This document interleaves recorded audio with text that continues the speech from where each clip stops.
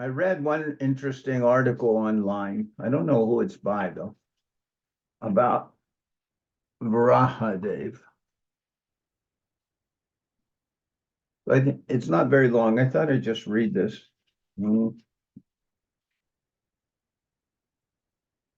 It says, Jai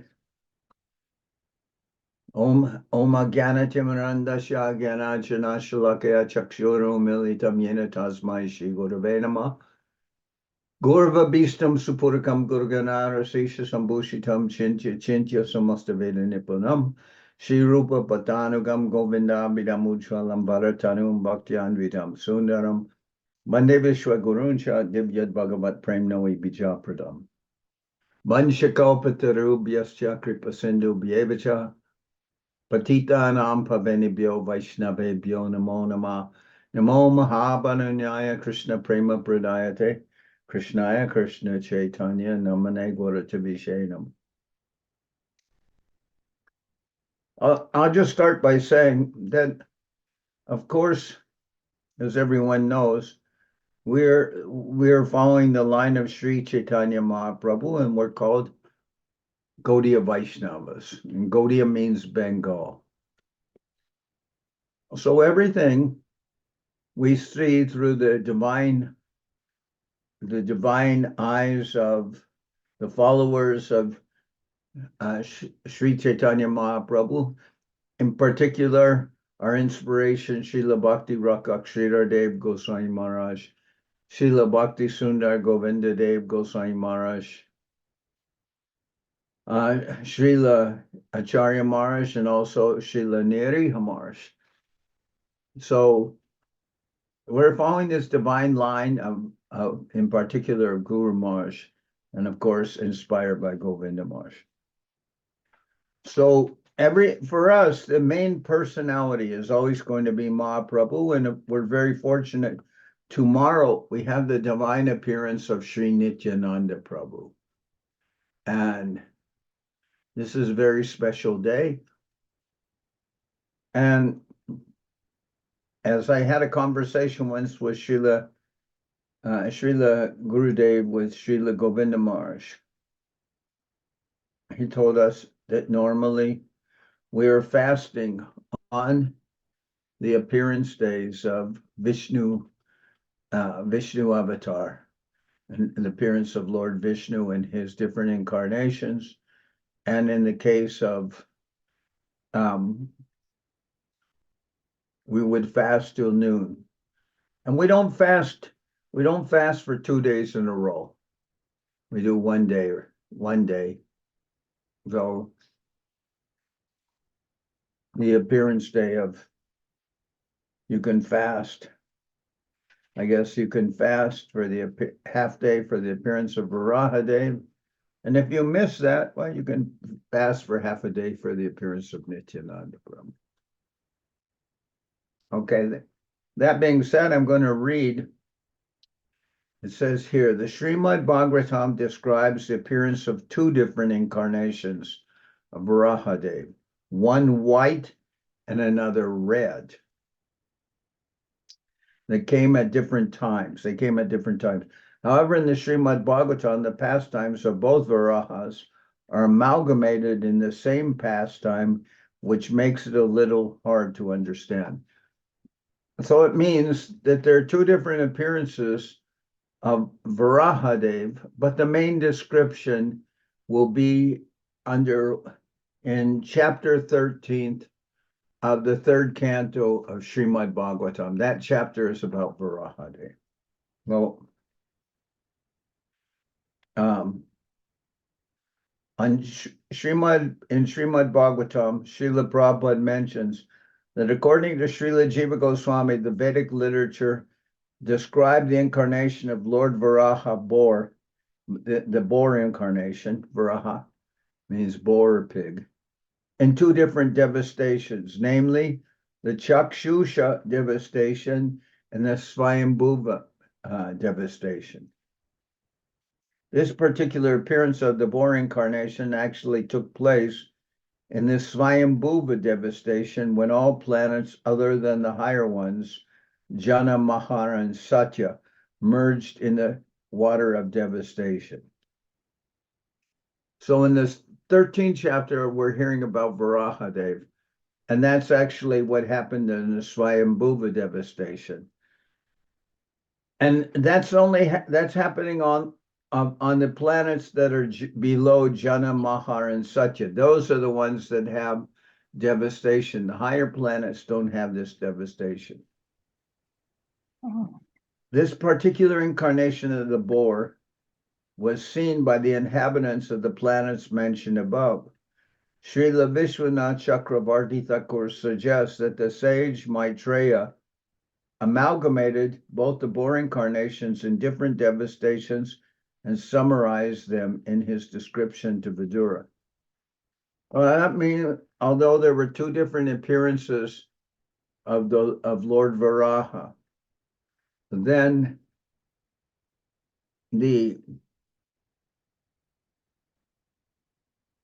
they were amalgamated. That means they were combined in the description, in the one description in chapter 13. Although in two different places in the Bhagavatam, it does describe one the red incarnation and the other white. In the Srimad Bhagavatam, as well as in other Puranas, the emphasis is on the pastimes and the lessons we learn from them, and not on chronological order. Sometimes pastimes that happened over a very long span of time are amalgamated with pastimes that happened recently in the cosmic scale of time. Swayambhuva Manu noticed that Bhumandala, his place of activity, was submerged in the waters of the Garbhodak ocean. As Brahma taught how to lift it up, Lord Varaha appeared from his nostrils in a very small form that quickly grew in size and put Bhumandala back in its place. So this Varahadev, he appeared from the nose of Lord Brahma, very small. It's a small miniature boar, and then went into the sky and grew in size. This is the white Varaha. In this pastime, he just lifted the whole Bhumandala. There was no fight with Hiranyaksha. Because of the appearance of Lord Varaha in his white form, the reign of Swayambhuva Manu is also called the Sveta Varaha millennium. Okay. Sveta Varaha means white Varaha. Lord Varaha appeared for a second time during the reign of Chakshusha Manu, who is the sixth Manu in the sequence. Each Manu reigned for a total of 306,720 million years. So that's how long each Manu lives. So there is a gap of at least 1.5, a little more than that, 1.5 billion years between the two appearances of Lord Varaha. In the 13th chapter of the third canto, Srila Prabhupada mentions, according to Jiva Goswami, the topics delineated here are of different millenniums. The present topics are of the Sveta Varaha millennium, and topics regarding the Chakshusha millennium will also be discussed in this chapter. Srila Prabhupada uses the word millennium, and okay, so this is a little technical. I don't find it so relevant. I mean, it is, but we want to. So going back to the story, Lord Varaha appeared for the second time when Hiranyaksha caused the earth to fall into the Garbhodak ocean by excessively mining it for gold. So that Hiranyaksha mined the earth for gold, and that caused it to fall into the Garbhodak ocean. Srila Prabhupada mentions on his purports that the planets are maintained in their orbits by a delicate balance of forces. that can be disturbed by the excessive mining of natural resources. That's definitely a warning for the human beings of our time.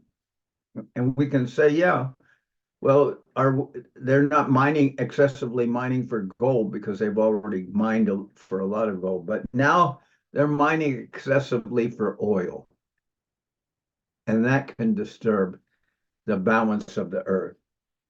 Lord Varahadev has a very special relationship with the earth, which is considered his wife. Therefore, when the earth fell into the Garbhodak ocean, the Lord appeared as Lord Varahadev to save her, and in the process killed Hiranyaksha by slapping him with his lotus forefoot. Forefoot means his front foot. He slapped Hiranyaksha with his front paw and killed him. Srila Varahadev is listed as a Leela avatar, which suggests that he appears on each day of Brahma just as Lord Krishna appears.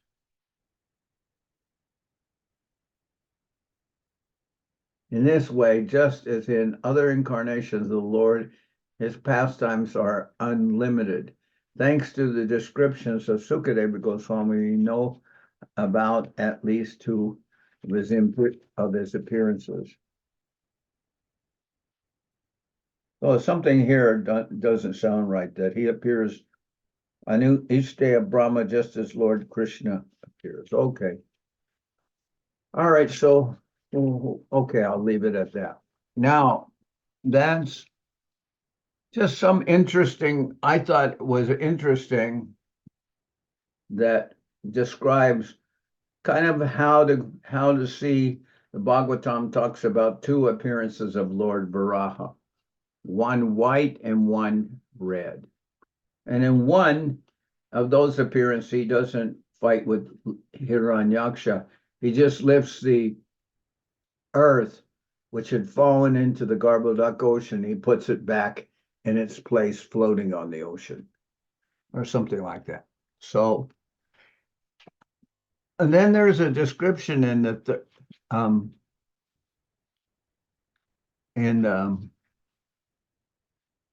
third canto. There's 50 verses, but I don't necessarily believe I should read those verses. I mean, it would take about 20-25 minutes, and I think all of you already know something of the pastimes of Lord Varahadev. Is that correct? That the first incarnation was Hiranyaksha, and Lord Varaha went to save the earth, which had fallen into the ocean, and he lifted the earth up on his tusks. And at that time, Hiranyaksha appeared. Jai and Vijay had, they had come and they'd had some difficulty with the four Kumaras who were like small children. And those small children, the four Kumaras, actually, they weren't children. They just appeared that way. This little small baby naked brahmacharis that came there. And Jai and Vijay were the gatekeepers at Vaikuntha. And they said they didn't know who the Kumaras were, so they didn't let them into the Vaikuntha planets, and to Vaikuntha, and then the Kumaras started arguing with them and cursed them, cursed Jai and Vijay because they were acting so nastily toward them. They cursed them to come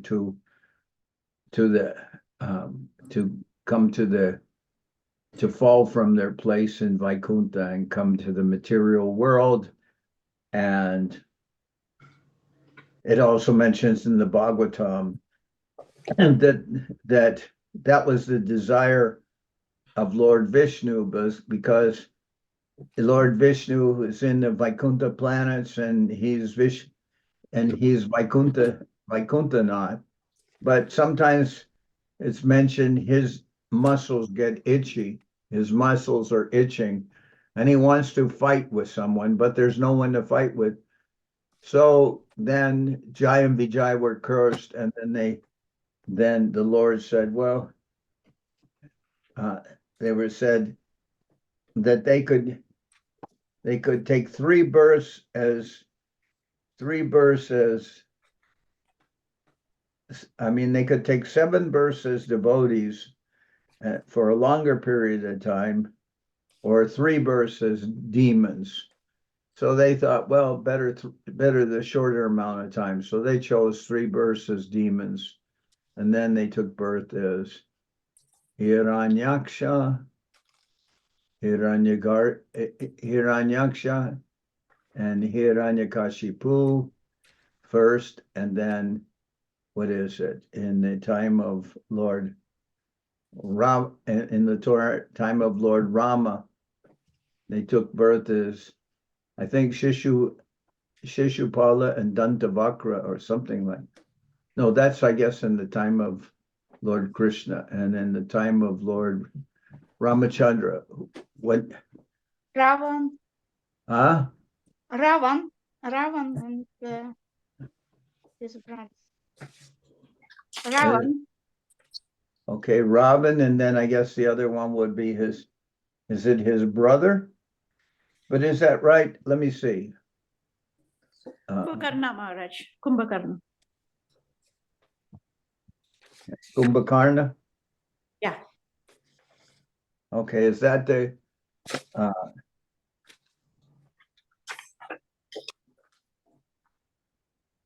brother of Ravana, Kumbhakarna and Ravana. see, all right.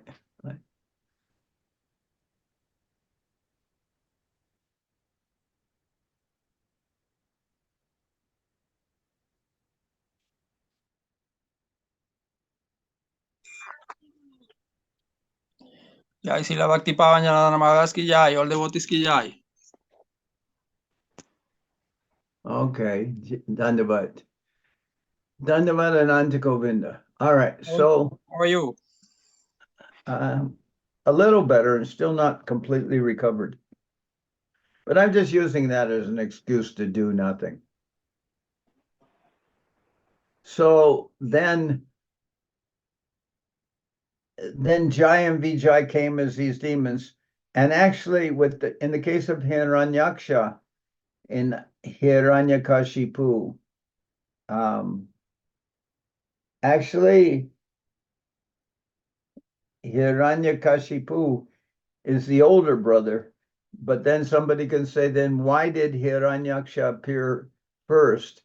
Because it said that they were both in the womb of Diti, but the older brother was highest in the womb, and the youngest brother was lowest. So the second one was conceived as actually the youngest, but he was born first, is Hiranyaksha, and Hiranyakashipu is actually over. So then Hiranyaksha was born first, and he just roamed everywhere basically looking for a fight. But then when he saw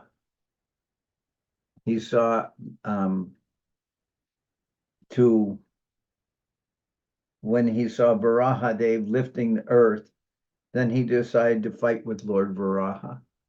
And he called him a pig and wanted to fight with him. And then they fought for a little while, and Varaha just played with him. But the demigods were getting all nervous. So then Varaha killed him with his foot. But it's basically a short pastime. I mean, I can read the verses if people want to hear that, but I'm just giving us a short description. Today is Varaha, divine appearance. So, does anyone have a question about? Let me get a lot of light here. Let me get. this curtain. It must be a problem that you have in England, too much sunlight, right? You also have that problem. Like I've outside. never heard about that here. Huh? I have never heard about that here. Sun, what sun? Too much sunlight. Yeah, no, we wish. Okay, so is Subhasini here? Yeah, she was the one. Yes, Maharaj. Yeah, Dandavats, Are you Maharaj. in London or in Ireland? I'm in Ireland, Maharaj. Yeah, right now. Okay. Dandavats, Maharaj. You got I to know. speak with Sita the other day. So you got this. Yeah. I spoke with her. Okay, good. Yeah. Okay. But she graduates now in a few months, right? Yes. Yeah. And she said after that she can stay in Ireland. She has a visa for a couple of years, I think. Oh, okay. Couple of years. Okay, I didn't know. Yeah, that's what she told me. Okay, that's good then. Yeah. So I was mentioning today is Varaha's appearance day, but it's evening time now in both countries. So I gave a little description. There's two Varaha days. One is white Varahadev and the other is red Varahadev. One appears during the time of Swayambhuva Manu, and the other, I think that's Sveta Varaha, and the other is a red Varaha that he appeared. Let's see.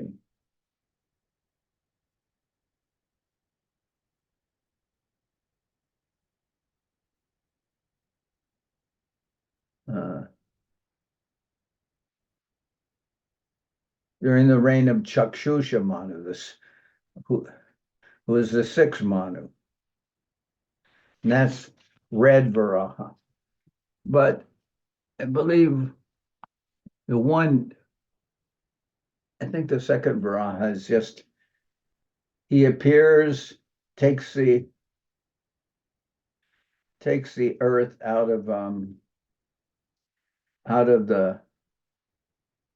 that had sunk deep in the ocean and then restores the earth to its position. But I believe the first appearance of Varaha, then Hiranyaksha challenges him to fight, and then there's a fight that goes on for some time, and finally, that is for the pastimes of that's just for the pastimes of Varahadev too. He plays fighting with Varaha and then finally just kicks him with his front foot, with one of his front hooves, and that kills Varahadev. But this is the first Hiranyaksha and Hiranyakashipu. And Hiranyaksha, he's younger, although he appears first. We could say, how does someone, if he appears first, he should be older? No, the oldest of the two was higher in the womb of Diti, so the oldest one came out second. They both were conceived together, so the youngest one appears first. But he was conceived. He came out first, but he was conceived second. So he's the youngest. Hiranyaksha. Then there's a description of Hiranyaksha that when Hiranyakashipu appeared, everyone was crying because Hiranyaksha had been killed.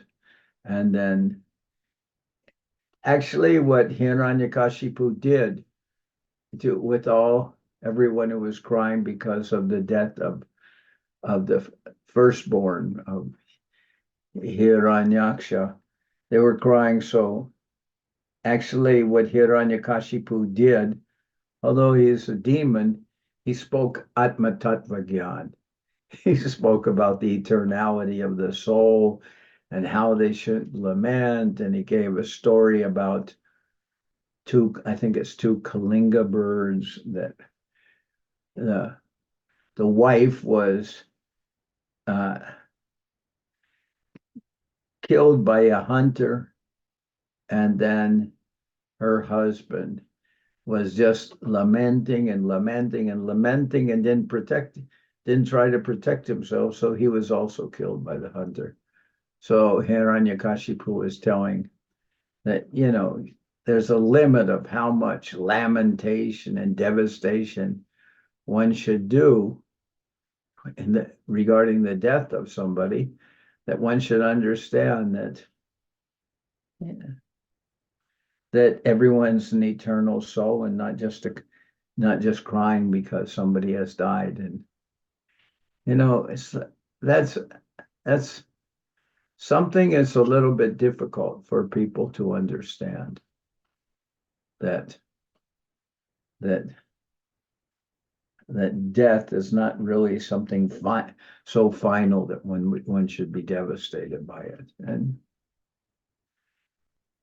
it's maybe a little more difficult to have that perspective when somebody is very young, but when you get to be old, then you should have that perspective, because you should see what is happening in terms of inevitability. I mean, that I just a few days ago, according to the Vedic timeline, we follow the lunar calendar. So my birthday happened a few days ago. Although really, I was, by my mundane vision, I was born on January 16th, not in February, but okay. So it happened recently according to our Vedic calendar. And according to the way Srila Prabhupada mentioned, when the first day you're born, that's your first birthday, not after 1 year. When you're born, that's your that's your birthday. I mean, the birthday means birth, the day you took birth. So according to that consideration, I would be 80. This would be my 80th birthday. And I'll say, all right, I'm going on my 80th year now. That's happened. So anybody who's 80 shouldn't be under the illusion that they're going to live forever anyway. In fact, nobody should be under that illusion, but so it is. And anyway, Hiranyakashipu spoke Atma Tattva Gyan and consoled everybody about the death of Hiranyaksha, and then went on to his full-blown demon activities of just disturbing everybody, disturbing the Brahmins, disturbing the planets, disturbing everyone. I mean, that's the work of the demons. They're real demons. So today, Varaha's divine appearance day. So I don't know if I've discussed that enough, but I figure for all of you, it's evening time. So Varaha's appearances in the morning, you've already heard or should have heard something about that. I could read that. I have all the notes on the 13th chapter of the third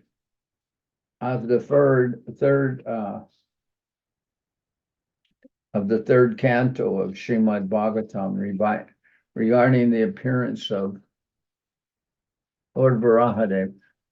I won't read those because it would take too long, but maybe I can give a summary. So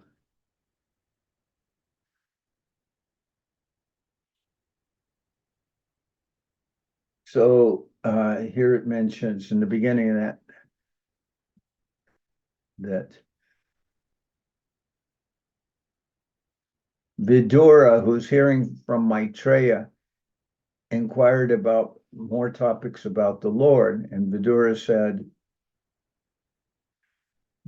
asked to Maitreya, let's see, what did he do after getting,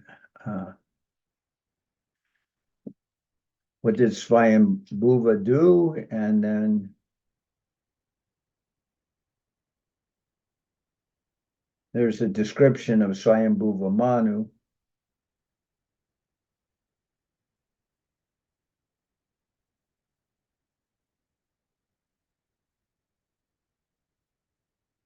So here, Sukadeva Goswami told to Vidura that Lord Krishna was pleased to place his lotus feet on the lap of Vidura because Vidura was very meek and gentle.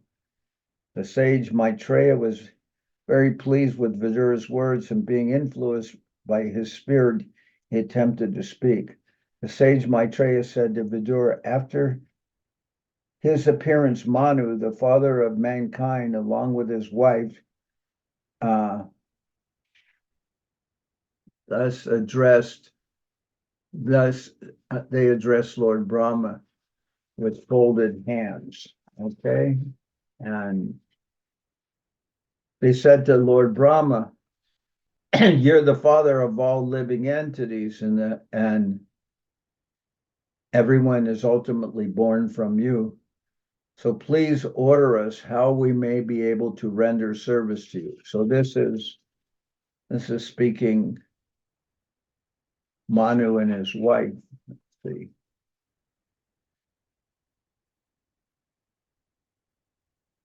And they asked for some instructions from Lord Brahma. Lord Brahma told them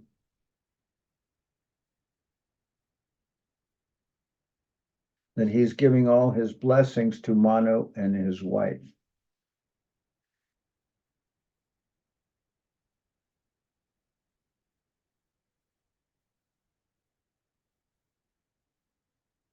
Then Lord Brahma told them, please beget children qualified like yourself and rule the world in pursuance of the principles of devotional service.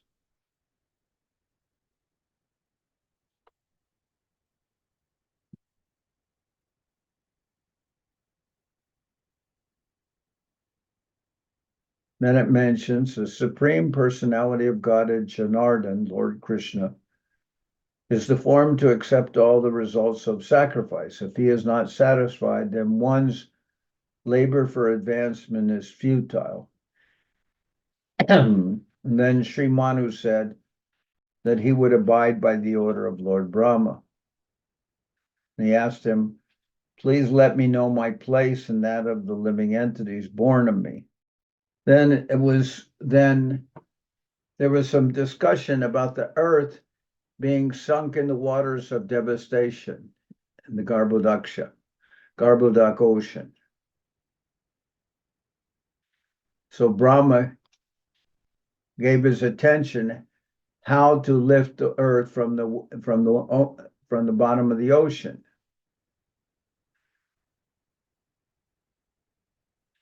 And it says, Brahma thought, while I have been engaged in the process of creation, the earth has been inundated by a deluge and has gone down into the depths of the ocean. This is the ocean of devastation. What can we do? We're engaged in this matter of creation. It's best to let the Almighty Lord direct us. And then it says, and then Sukadeva Goswami is describing that Vidura, all of a sudden, while Brahma was engaged in thinking about saving the earth from the ocean, a small form of a boar, like a pig, small form of a boar, came out of his nostril. The measurement of the creature was not more than the upper portion of a thumb. So, the upper portion of a thumb. That Brahma came out of that boar came out of the nose of Lord Brahma, was very small, like a portion of a thumb.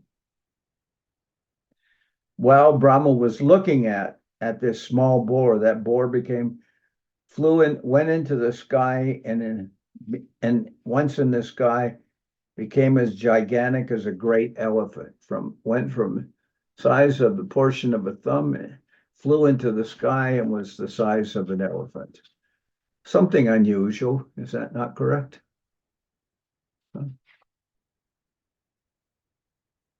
And struck with wonder of observing the wonderful boar-like form in the sky, Brahma with great Brahmanas like Marichi, as well as the Kumaras and Manu, began to argue in various ways.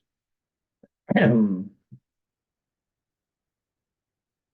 Lord Brahma says, is this some extraordinary entity come in the pretense of a boar? It is very wonderful that he has come from my nose. First of all, this boar was seen no bigger than the tip of a thumb, and within a moment, he was as large as a stone. My mind is perturbed. Is he the Supreme Lord, Vishnu? While Brahma was deliberating with his sons, the Supreme Lord Vishnu roared tumultuously like a great mountain. That's Varahadev is roaring.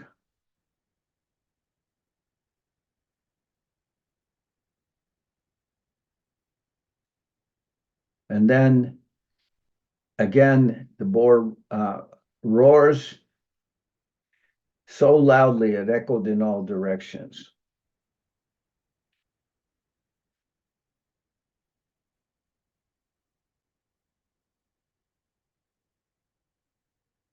So then all the sages began to chant various mantras, and they're chanting from the Vedas.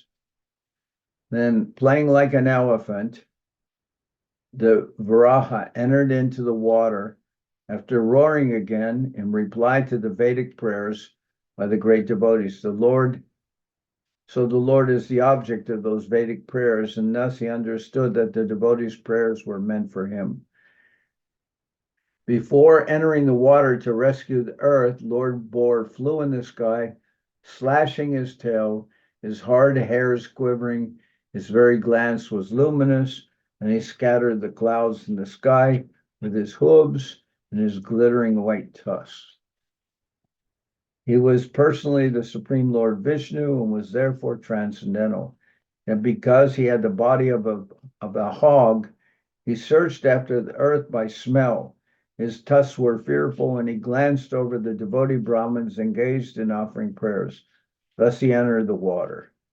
And diving into the water like a giant mountain, he divided the middle of the ocean, and two high waves appeared as the arms of the ocean, which cried loudly as if praying to the Lord. O Lord of all sacrifices, please do not cut me in two. Kindly give me protection. Lord Boar penetrated the water with his hooves, which were like sharp arrows, and found the limits of the ocean, although it was unlimited. He saw the earth, the resting place of all living beings, lying as it was in the beginning of creation, and he personally lifted it. He lifted it on his tusks, on his, tusks. Lord, he got it out of the water. Then he appeared very splendid. Then his anger glowing like the Sudarshan wheel, he immediately killed the demon Hiranyaksha, although he tried to fight with the Lord. So, as far as this fight's concerned, didn't last very long. Maybe by our time. But Lord Varaha played with Hiranyakashipu very briefly, and then just kicked him. When he kicked him, that killed him. And then it says, the cheeks and tongue of the Lord became smeared with the blood of the demon Hiranyaksha. Then the Lord, playing like an elephant, suspended the earth on the edge of his curved white tusk. He assumed a bluish complexion like that of a tamal tree. That's not unusual, since all the incarnations are coming from Lord Krishna anyway. And thus the sages headed by Brahma could understand him to be the Supreme Personality of God and offered respectful obeisances unto him. And all the sages offer many prayers to the Lord, many, many prayers. Then it says, the sage Maitreya said, the Lord being thus worshipped by all the great sages and transcendentalists, touched the earth with his hooves and placed it on the water. In this manner, the personality of Godhead, Lord Vishnu, the maintainer of all living entities, raised the earth from the water, and having placed it afloat on the water, he returned to his own abode. And says if one glorifies Lord Varaha and hears about him, he will become very pleased.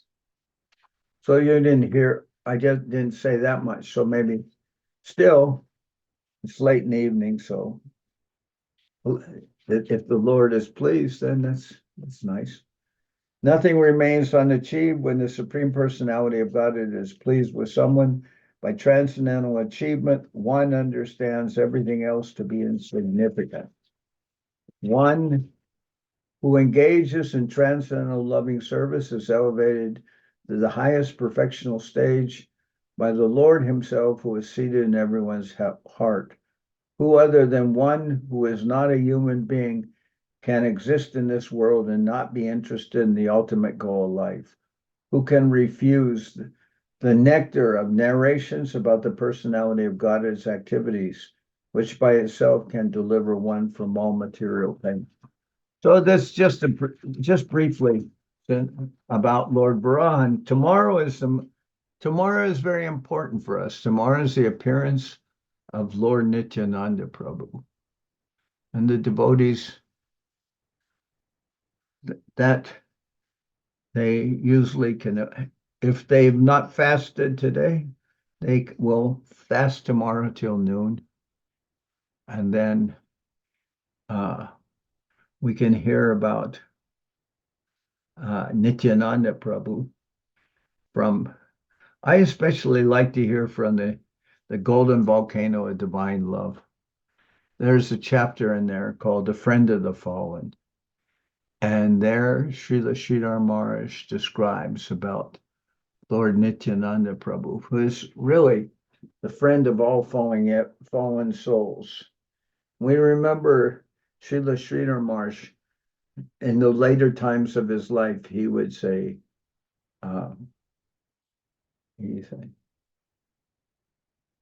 he would just always say, Nitai Gaur Haribo, Nitai Gaur Haribo, Nitai Gaur Haribo, Nitai Gaur. No, he will say Doyal Nitai, Doyal Nitai. No, he would say Nitai Gaur Haribo, Nitai Gaur Haribo, Nitai Gaur Haribo, Nitai Gaur Haribo. That's what he would say. What time is tomorrow program, Maharaj? It's in the evening or morning? Noon time? Evening. For us, it's the evening. If nobody worked, then I would hold it at midday. But since people are working, I will hold it in the evening. So in the evening, we'll start the program at 6 o'clock. But right now, the program is with England, and it is already 7:30 in England in the nighttime. And today is Lord Varaha's appearance day. Varaha Dwadasi. So I described something about Varaha. Not very exciting, but something. So devotees in England or Ramananda here in San Jose, does anyone have any questions today? You, Lakshmi Kanti. Where's Krishna Kishore? He went to see his brother. Oh, he went to see his brother. Mm-hmm. Okay. So tomorrow is Nityananda Prabhu's Divine Appearance Day. Anyone, do you have special plans for that day? Me, I'll be here at home so because I'm not currently working, I will change the deities and cook and decorate the altar. So I think I will spend tomorrow whole day on that. Okay. Gaurachandra, what are your plans? Well, anyway, you don't have to tell me your plans. It's just tomorrow. We will all be glorifying Lord Nityananda Prabhu. It's a very wonderful day. And many times devotees would go at this time to India and they'd stay all the way through Gaur Purnima. Sometimes we'd do that. Originally, Srila Govinda Maharaj told me, when you go to India, stay for at least a month. So you could go at this time, which is tomorrow will be February 22nd. And if you stayed for a month, you would stay through Gaur Purnima. And then which day of the calendar? I don't have a calendar in front of me. Which day is Bhakti Siddhanta Saraswati Thakur's divine appearance? 29th, Maharaj. 29th. I Okay, think. 1 week after Nityananda Prabhu. Or maybe 28th, I'm not sure. Okay, so that will be also very special. So all these days, actually, we could say, when you're involved with the Math in Navadip, you would consider that Gaur Purnima festival actually begins with Nityananda Prabhu's appearance, and it keeps on going. It's like a month-long festival. Everything else lasts one day, everything else lasts a day, like even Krishna Janmashtami. Then of course that lasts more than a day, because the next day is the Nandotsav and the celebration of Nanda Maharaj for the appearance of Lord Krishna. But we have so many, now is the beginning of so many nice festivals. Nityananda Prabhu's appearance, then appearance of. It's on 29th, Maharaj. Didi is right. The Srila Bhakti Siddhanta's appearance day. Okay. And when is Shiva Ratri?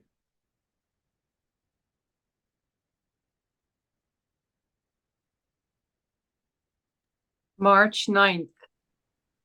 March 9th.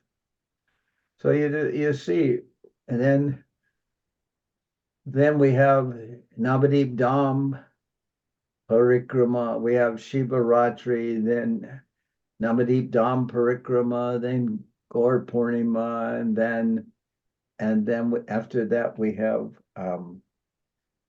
the festival organized by Mahaprabhu's divine father.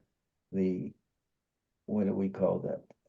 That day we'll call the day. That's actually the beginning of the Vaishnav calendar, because that's when the year begins, the day after Gaur Purnima. Or you could say the Gaur Purnima is the beginning, the calendar, and then Jagannath Mishra's